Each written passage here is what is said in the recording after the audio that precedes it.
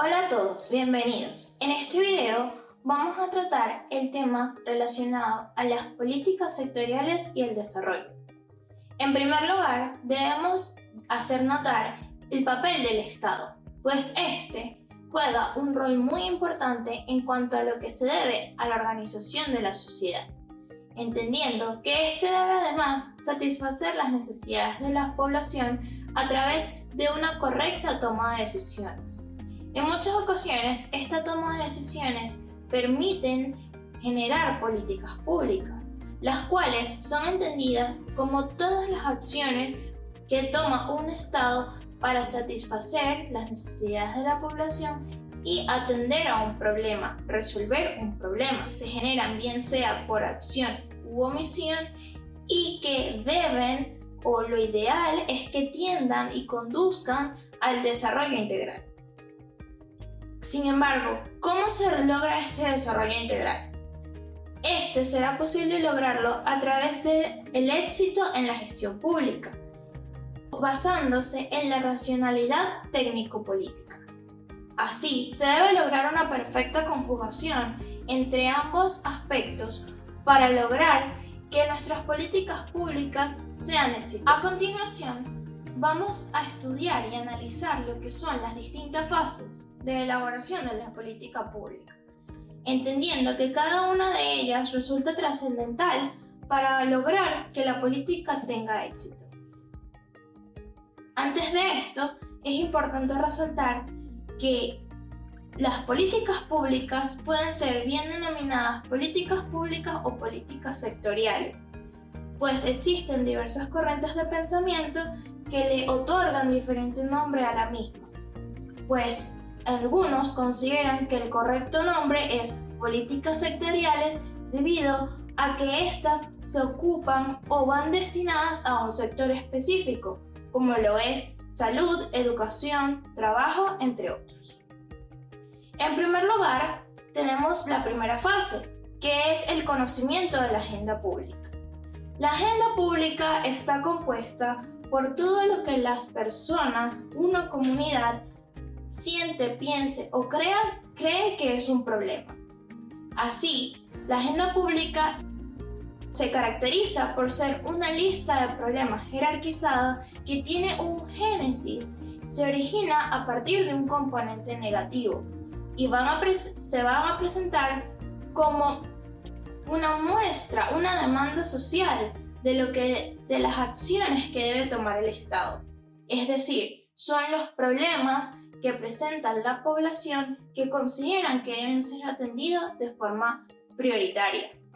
Sin embargo, en este punto es necesario resaltar que se debe contar con un equipo de especialistas que le otorguen la debida racionalidad a este paso del proceso, pues este grupo de especialistas nos va a permitir contrastar esa demanda social, ese conglomerado de problemas con la realidad, para así determinar qué elementos son los prioritarios y qué elementos deben enfocarse en la política pública. En segundo lugar, tenemos el diseño. En esta fase se plantean una serie de alternativas o soluciones para dar respuesta a un mismo problema. Así, se establecen una serie de políticas públicas, las cuales se analizan de forma individual para determinar cuál será la aplicada. Aquí se debe entender que la política pública más exitosa probablemente será aquella que se adapte a la mayor cantidad de escenarios posibles. Posteriormente, una vez que se elige la política pública con mayor probabilidad de éxito, viene la fase de decisión. En esta fase, la política pública, la decisión u alternativa, es entregada a un decisor estratégico, el cual se va a encargar de dar el visto bueno o rechazar la misma.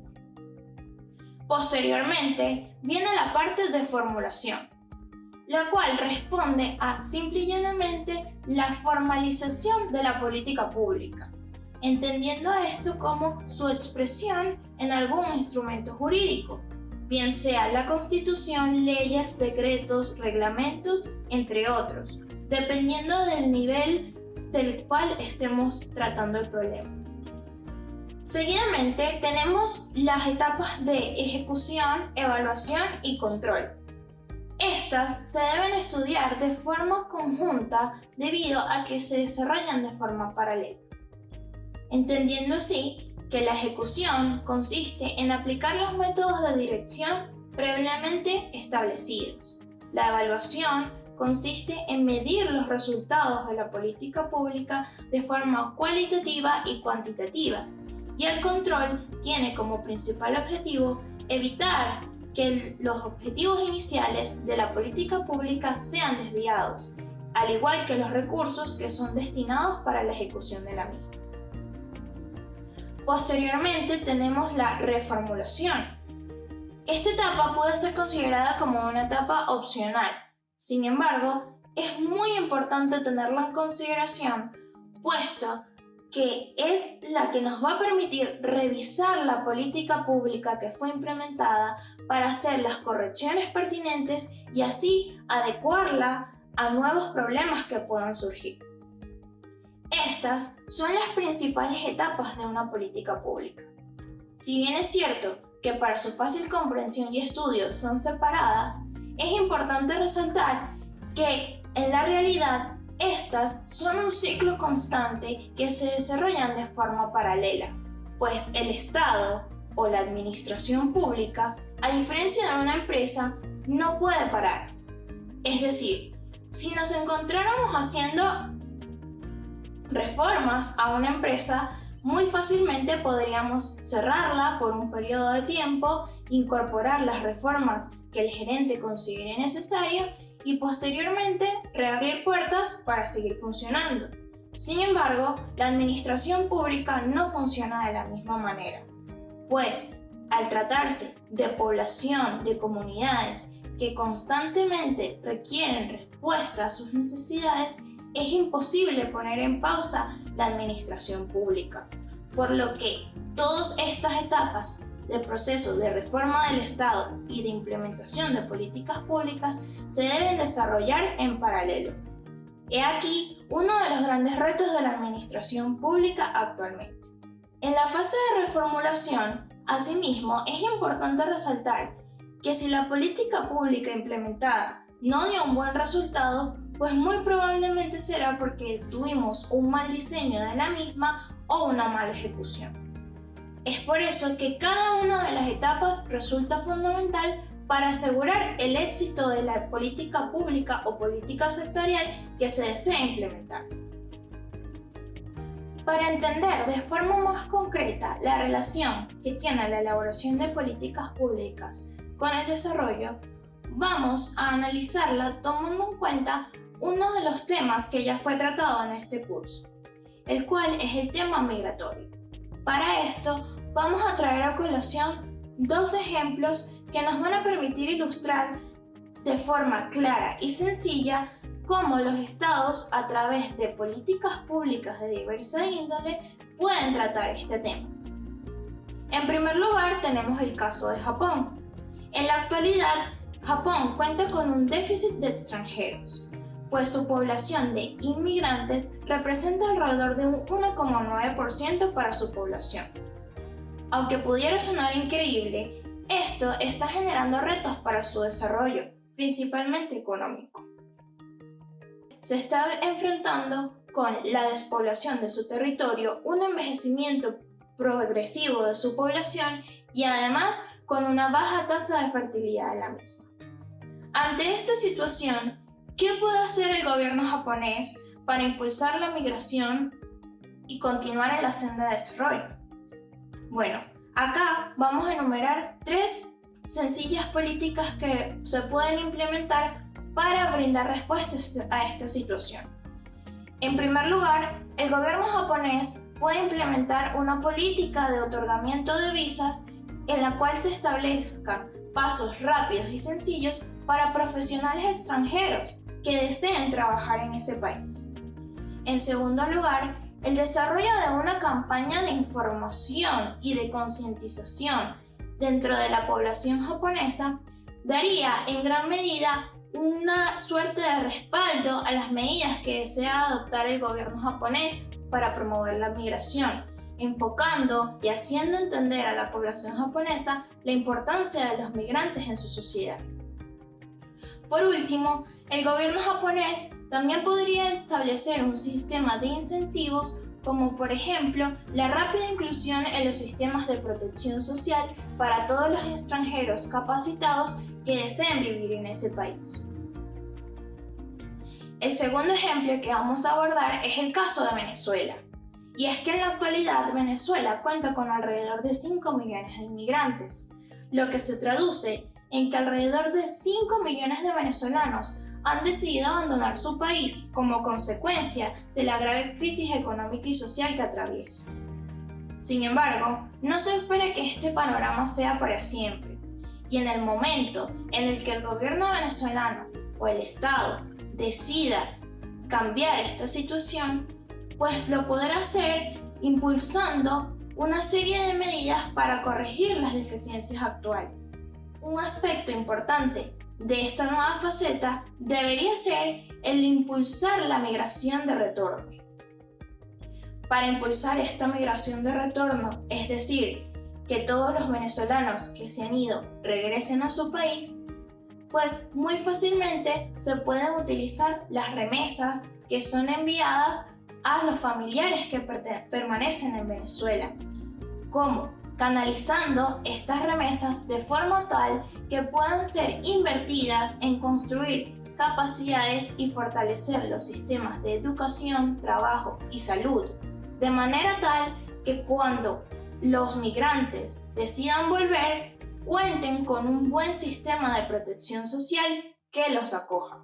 Esto representaría un incentivo, al igual que facilitar la homologación de títulos y estudios obtenidos en el exterior, lo cual les garantizaría que al volver contarían con una rápida y muy probable fuente de trabajo. Aquí, en ambos ejemplos, podemos observar cómo la conjunción de políticas migratorias y no migratorias pueden representar solución para dos casos diferentes relacionados con la migración y el desarrollo. En conclusión, ¿cómo hacer que las políticas sectoriales contribuyan al desarrollo de un país? En primer lugar, es necesario que el Estado tenga de forma muy clara sus objetivos y lo que se desea alcanzar, al igual que sus deficiencias, para mejorarlas de manera progresiva.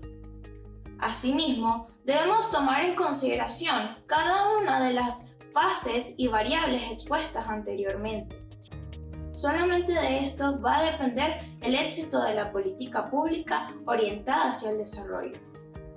Al igual que debemos tomar en consideración factores como la participación ciudadana, pues un gobierno que involucre a sus ciudadanos en la elaboración de políticas públicas será mucho más exitoso o tendrá una probabilidad mayor de éxito, pues podrá responder de forma más eficiente y eficaz ante el dinamismo y a los cambios presentes en la agenda pública. Al igual que podrá responder de forma rápida ante los cambios en la sociedad que cada vez son más rápidos como consecuencia de la aceleración tecnológica. También debemos resaltar que el éxito de las políticas públicas orientadas hacia el desarrollo también radica en la viabilidad y en la permanencia, mantenimiento de las mismas en el tiempo. Se entiende que a medida que una política permanezca en su implementación, tenderá a madurar, a perfeccionarse con los respectivos controles y por tanto podrá brindar cada vez mejores resultados. Por último, y tal y como mencionamos anteriormente, es necesario que en la elaboración de políticas públicas exista una correcta y adecuada conjugación entre los aspectos técnicos y políticos, contando así con una serie de expertos especialistas calificados en el sector a tratar que nos brinden la información necesaria para analizar el problema. De esta manera evitaremos que los intereses políticos se sobrepongan al momento de tomar una decisión de implementación de política pública.